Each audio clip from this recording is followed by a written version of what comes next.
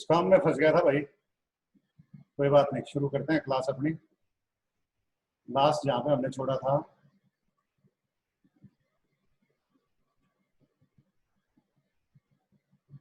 जो legal metrology act है, wait and measurement act बोलते थे इसको पहले। आवाज आ रही है तुम तक भाई? सभी तक आवाज आ रही है क्या? Yes sir. जी सर। तो इसको एक्ट का नाम है लीगल मेट्रोलॉजी एक्ट 2009। मेट्रोलॉजी क्या है, लीगल मेट्रोलॉजी क्या है, इसके ऊपर डेफिनेशन दी हुई है। इसमें वो सारी बातें आती हैं जो कि यूनिट्स ऑफ वेटमेंट और मेजरमेंट को, मेथड्स हैं, उनके मेजरिंग इंस्ट्रूमेंट्स हैं, जो भी मैंडेटरी टेक्निकल और लीगल रिक्वायरमेंट है, जिससे कि ये गारंटी मिले पब्लिक को कि उनको जितना वेट या जो मेजर है उसके अनुसार जो चीज देने का वादा किया गया है वो सारी चीजें उसी के मुताबिक हों। तो इस एक्ट को 2009 में बनाया गया था। इससे पहले वेट एंड मेजरमेंट एक्ट के नाम से बोलते थे इसको। 2009 का एक्ट है, लेकिन ये 2010 के अंदर पास हुआ, तो इसको फर्स्ट एक्ट था 2010 का, और 1 अप्रैल 2011 से ये लागू हुआ था। इसके अंदर जो भी वेट और मेजर को लेके जितने भी स्टैंडर्ड्स हैं उनको कैसे एनफोर्स करना है, कैसे ट्रेड को रेगुलेट करना है, व्यापार के अंदर वेट्स का, मेजर्स का, या कोई भी ऐसा सामान जो वेट के हिसाब से, नंबर के हिसाब से, किसी भी यूनिट के हिसाब से अगर बेचा जाना है तो वो सही ढंग से बेचा जाए, उसमें धोखाधड़ी ना हो, ये इस एक्ट के अंदर पावर दी गई है। तो सेक्शन 57(1) जो standard of weights and measure act 1976 था, उसके अंदर 1985 का एक standards of weight and measure enforcement act, इन दोनों को रिपील कर दिया गया, इन दोनों को हटा दिया गया। उसकी जगह द लीगल मेट्रोलॉजी एक्ट 2009 आया। पहले ये 2 एक्ट होते थे, 76 का वेट एंड मेजर एक्ट और 85 के अंदर इसकी enforcement act, standards of weights and measures enforcement act. तो इन दोनों को हटा के अब ये एक्ट लिया गया है। खास बातें क्या है कि हर एक जो यूनिट है, चाहे वो वेट की है या कोई और चीज मेजर करने की है, वो मीट्रिक सिस्टम के अनुसार होगी। तो जो अपना इंटरनेशनल एसआई सिस्टम है, मीट्रिक सिस्टम है, उसके अनुसार होगी।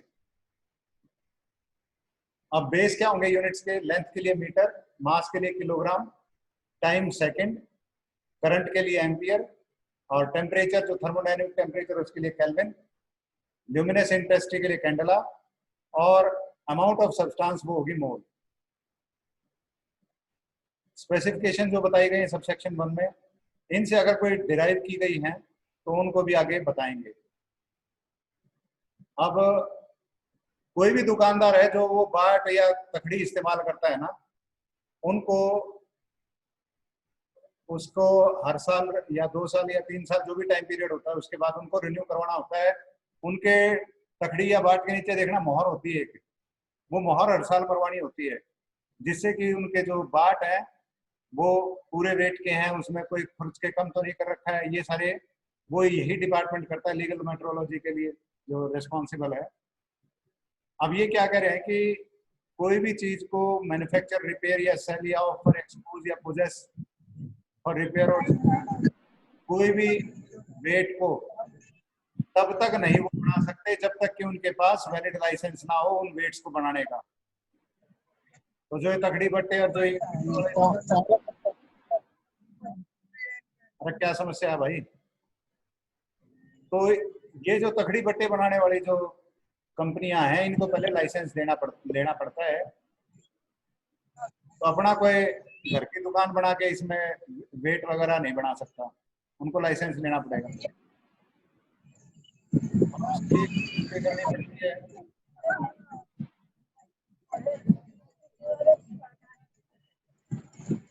किशोर कुणाल भाई म्यूट कर ले अपने आप को।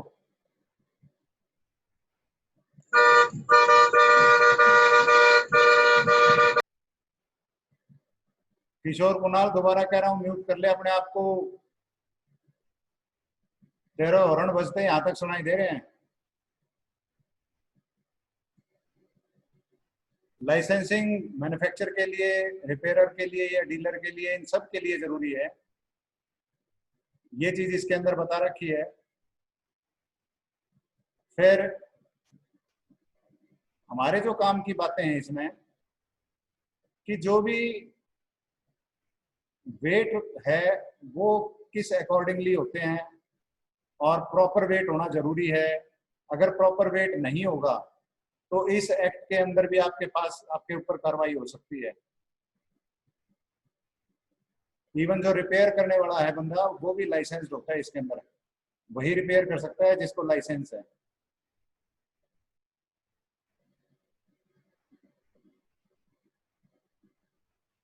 ये कौन कौन से रिकॉर्ड मैन्युफैक्चरर को रखने हैं अपने पास, लाइसेंस कैसा होगा, कैसे मिलेगा।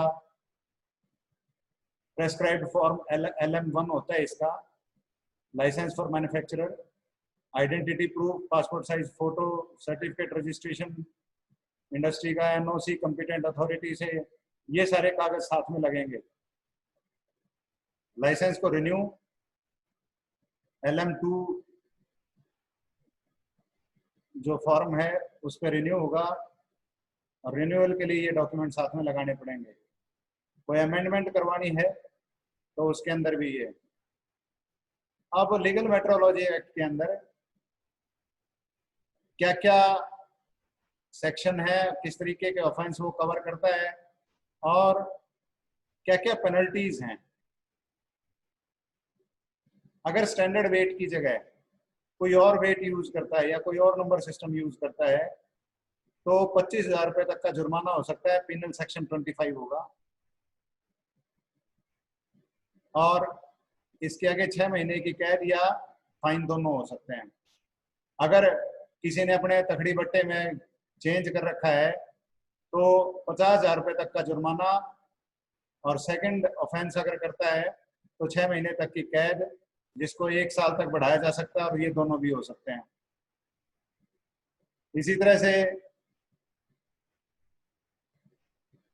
अगर मैन्युफैक्चरर जो स्टैंडर्ड के मुताबिक वेट नहीं बनाता है तो इसको भी 25,000 रुपये जुर्माना और आगे जेल हो सकती है 3 साल तक की, या दोनों। तो ये इसके अंदर क्या क्या प्रावधान है ये पूरी लिस्ट दे रखी है, इसको पढ़ लेना भाई, क्योंकि ये पूछा जा सकता है कि किस सेक्शन में क्या प्रावधान है, कितनी सजा हो सकती है। जितने भी ये इसके अंदर बता रखे हैं वेट एंड मेजर एक्ट, अपना लीगल मेट्रोलॉजी एक्ट के अंदर। इस एक्ट को जब हम पढ़ते हैं तो इस एक्ट के अंदर एक जगह दे रखा है कि आपको सैंपल भी जो उठाने हैं तो वो कितने उठाने हैं वो भी इसके अंदर बता रखा है। दूसरा, लिमिट क्या है, 1 किलो अगर आप सामान करे हो तो उसमें आप कितना माइनस कर सकते हो, कितने तक अगर लेस है तो वो चल जाएगा। तो इस एक्ट को हम देखते हैं अभी।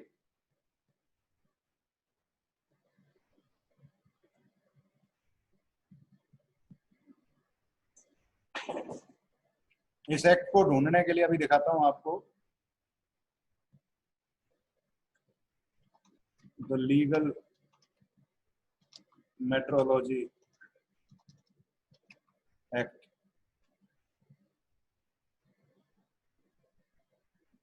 दो 2009, और इसके रूल्स भी आए हैं, ये भी देखेंगे। मिनिस्ट्री ऑफ कंज्यूमर अफेयर्स के अंडर आता है ये लीगल मेट्रोलॉजी न्यूमरेशन रूल्स।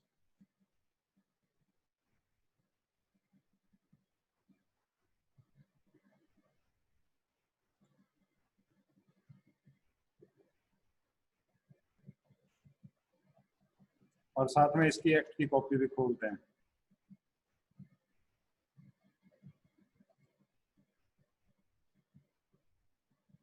थोड़ा डाउनलोड में हो सकता है टाइम लगे भाई।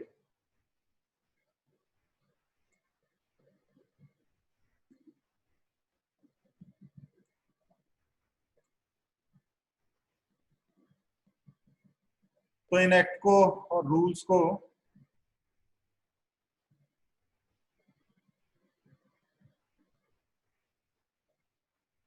कंज्यूमर अफेयर्स, जो हमारी मिनिस्ट्री ऑफ कंज्यूमर अफेयर्स है उसके अंदर आता है ये।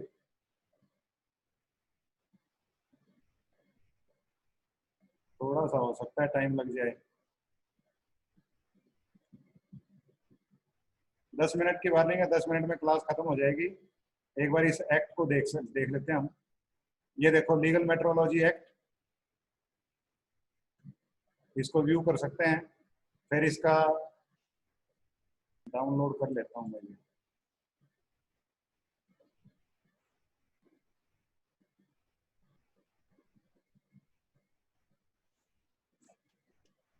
लीगल मेट्रोलॉजी,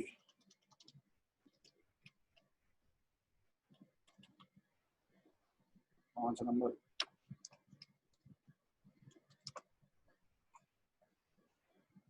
इसके अंदर डाल देंगे।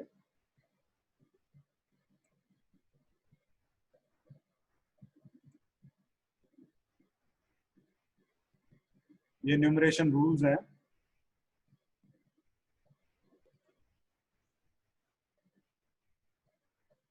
ये तो अपन डाउनलोड कर ही रहे हैं।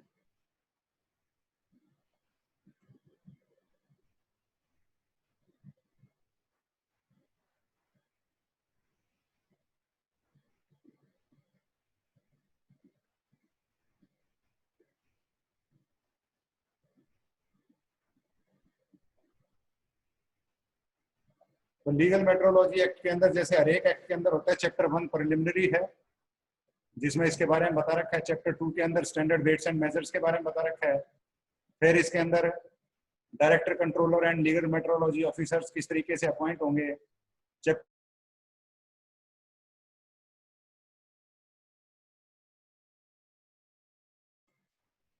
बीच में कनेक्शन कट गया था भाई, तो मैं जो तुम्हें दिखा रहा था कि लीगल मेट्रोलॉजी एक्ट भी जैसे और एक्ट है हमारे, उसी तरह का सेटअप होता है इनका भी। कि चैप्टर 1 जो है इसका प्रिलिमिनरी, चैप्टर 2 के अंदर स्टैंडर्ड्स बता रखे हैं, चैप्टर 3 के अंदर जो डायरेक्टर अपॉइंट करेंगे, कंट्रोलर जो होगा, लीगल मेट्रोलॉजी ऑफिसर जो है अपॉइंट करेंगे, क्या तरीके होंगे, वेरिफिकेशन कैसे होगी, स्टैंपिंग कैसे होगी, वेट एंड मेजर्स की। और चैप्टर 5 में इनका ऑफेंसेस और पेनल्टीज बता रखे हैं। तो जो चैप्टर 1 है, शॉर्ट टाइटल है, फिर डेफिनेशन है, प्रोविजंस जो दिए गए हैं, यूनिट्स क्या हैं, बेसिस क्या हैं, बेस यूनिट क्या है न्यूमरेशन की, बेस 10, स्टैंडर्ड्स क्या हैं, यूनिट्स, वेट्स एंड मेजर की। तो ये सारा इसके अंदर दिया गया है। पूरा का पूरा ये आपका एक्ट है। इसकी पीडीएफ देखते हैं अगर कहीं से डाउनलोड हो जाती है तो। ये कंज्यूमर अफेयर्स मिनिस्ट्री है, जो इसकी वेबसाइट के ऊपर आपको इसके एक्ट्स और रूल्स मिलेंगे। कोरिजेंडम वही कि जब एक्ट के अंदर कुछ बदलाव किए जाते हैं तो ये कोरिजेंडम की फॉर्म में आते हैं, और कोई नोटिफिकेशन है तो वो भी इसमें आई हुई है। अच्छा, यहाँ से डाउनलोड है भाई, इसको बंद करना पड़ेगा। अगर आपको लीगल मेट्रोलॉजी के जो स्टैंडर्ड रूल्स हैं वो यहाँ दे रखे हैं इन्होंने, 2011 के और 2019 के, वो नीचे दे रखे हैं। न्यूमरेशन रूल्स भी यहीं दे रखे हैं, ये अमेंडमेंट रूल्स भी इन्होंने यहीं दे रखे हैं। और Indian institute of legal metrology जो ये सारे काम देखता है, उसके रूल्स क्या हैं वो यहाँ पे दे रखे हैं। लीगल मेट्रोलॉजी के जनरल रूल्स यहाँ दे रखे हैं। तो रूल्स एंड रेगुलेशंस सारे यहाँ दे रखे हैं। जो मैं तुम्हें बता रहा था कि पैकेज कमोडिटी है अपनी, उसके अगर कोई रूल्स हैं तो वो भी यहाँ पे हैं। अपनी जितने भी कमोडिटी हैं वो ओपन में तो कोई भी नहीं आती, सभी के लिए अब कंपलसरी है कि वो पैकेज फॉर्म में ही होगी। तो पैकेज्ड फॉर्म जो कमोडिटीज की है उसके क्या रूल्स हैं पैकेज कमोडिटी के, वो ये नीचे हैं। आप इन रूल्स के अंदर पढ़ोगे तो इसके अंदर दे रखी हैं वो चीजें, अभी मैं दिखाऊंगा आपको कि जो भी पैकेज्ड कमोडिटी हैं, चाहे वो फूड कमोडिटी है या दूसरी कमोडिटी है, तो उसमें वेट्स के अंदर कितनी वेरिएशन आ सकती है। ये चीज क्यों बता रहा हूँ मैं तुम्हें, क्योंकि इस तरह के क्वेश्चन मेरे पास आए, फिर जब ढूंढा तो पाया कि एफएसएसएआई नहीं इस चीज को देखती, इस चीज को यस ये रहा, इसको मैं एक बार डाउनलोड कर देता हूँ डेस्कटॉप पे। ढूंढना आसान रहेगा, एक बार OCR लगा देते हैं इस पे। PDF में OCR लगाने से जो हम सर्च करना चाहते हैं तो वो फट से सर्च होके आ जाएगा।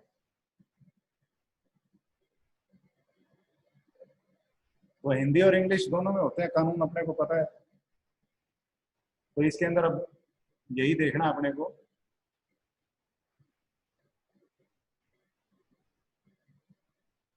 मैक्सिमम रिटेल प्राइस कैसे लिखना है वो इन्होंने बता रखा है।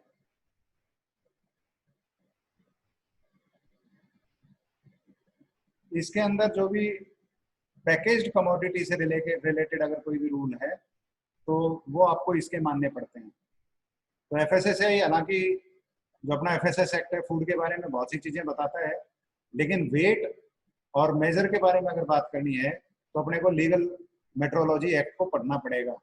ये कानून वाला जो चैप्टर है या कानून वाला जो इस कोर्स है फूड लॉज एंड स्टैंडर्ड्स, ये हमने डाला ही इसलिए है ताकि आपको पता हो कि क्या चीज आपको किस जगह पे देखनी है जब आप इंडस्ट्री के अंदर काम करो।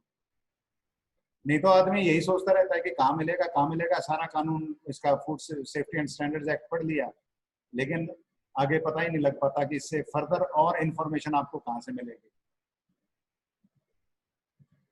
तो भी एक बार ये हो जाता है, उसके बाद हम इसको देखेंगे। तो लीगल मेट्रोलॉजी एक्ट अपना कंप्लीट होने के बाद इसमें कुछ खास बातें हैं वो और आपको बताऊंगा। फिर नेक्स्ट क्लास में अपना शुरू होगा एसेंशियल कमोडिटीज एक्ट। अब एसेंशियल कमोडिटीज एक्ट ये भी हमारे लिए पढ़ना जरूरी क्यों है, क्योंकि इसमें 3 नंबर पे बता रखा है फूड स्टफ्स, खाने पीने की चीजें जिसमें एडिबल ऑयल सीड्स भी हैं और ऑयल्स भी हैं। ये एसेंशियल कमोडिटीज एक्ट के अंदर इनको रखा गया है और इसमें वो चीजें बताई गई हैं। अब सीड्स हैं वो भी इसके अंदर आते हैं, चाहे वो फ्रूट वेजिटेबल के हैं चाहे वो फूड क्रॉप्स के हैं, कि एक लिमिट से ज्यादा इनको आप स्टोर करके नहीं रख सकते, कड़ा बाजारी नहीं कर सकते। ये सारी चीजें जो कवर होती हैं वो एसेंशियल कमोडिटीज एक्ट में होती हैं। अगर कोई इस एक्ट की बातों को फूड के मामले में नहीं मानता तो उसके ऊपर भी कार्रवाई हो सकती है। तो सिर्फ एक कानून नहीं है, बहुत से कानून हैं जिनका आपकी इंडस्ट्री के ऊपर, आपके काम के ऊपर प्रभाव रहता है। अभी जैसे 2 प्लाई का मास्क है, उसका रेट इन्होंने फिक्स कर दिया 16 रुपए। इसको भी एसेंशियल कमोडिटीज में डाला है रिसेंटली कोविड के कारण। तो ऐसी बहुत सी चीजें हैं। एक बार ये हो जाता है अपन एसेंशियल कमोडिटीज एक्ट में देखेंगे कि अपने काम की और बढ़िया चीज इसके अंदर भी दे रखी है, सर्च करना इजी हो जाएगा।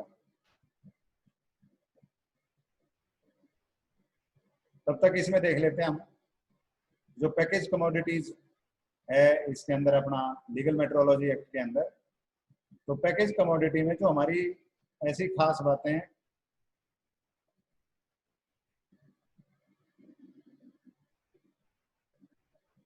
कि ये प्रोविजन कहाँ अप्लाई नहीं हो रहे, जहां पे पैकेज कमोडिटी 25 किलो या 25 लीटर से ज्यादा है, या सीमेंट फर्टिलाइजर के मामले में 50 किलो तक है, उससे ऊपर है वहां पे ये रूल लागू नहीं होंगे।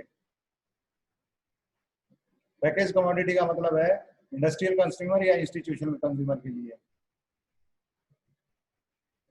अब इसके अंदर आपको दिखाता हूं मैं ऐसी कौन सी बातें हैं जिसका हमें ध्यान रखना है।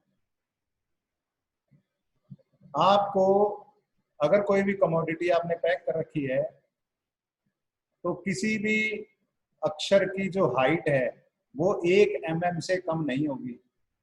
प्रिंटिंग करते हैं ना ऊपर लेबल, और जहां पे ब्लोइंग कर रखी है, फॉर्मिंग, मोल्डिंग, एम्बोसिंग, परफोरेशन कर रखी है, वहां पे 2 mm से कम नहीं होगी। और इन्होंने बता रखी है कि अगर नेट क्वांटिटी या वेट या वॉल्यूम 200 ग्राम या 200 ml तक है तो मिनिमम हाइट जो है mm में